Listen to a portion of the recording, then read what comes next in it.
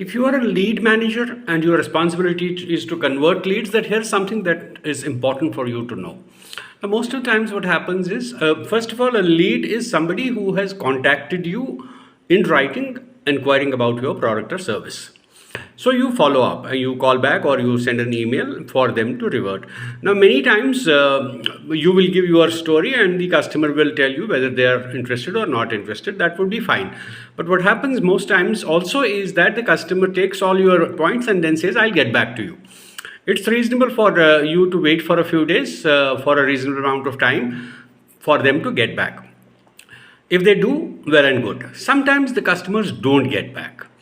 And you kind of assume that because the customer didn't get back, that he is not interested and you close that lead. I mean, you drop it off your list of follow-up.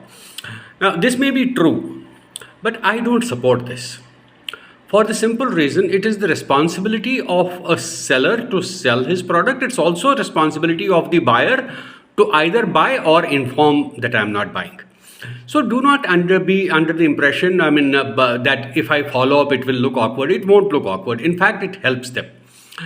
And if you, if they have said that I'll get back to you and then they don't get back to you, it's perfectly right for you to call them right up to the point where they either tell you that I'm not interested or tell you that I am interested. Now, it helps you because you are able to close that lead and take it off your follow-up list.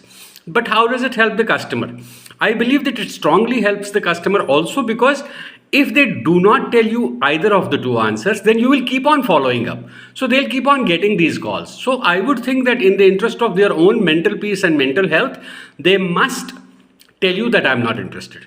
So do not close a lead merely because the customer did not respond despite promising to respond. It's your right to do the follow-up till they are closed one way or the other. And it's also the responsibility of the customer to bring it to that point.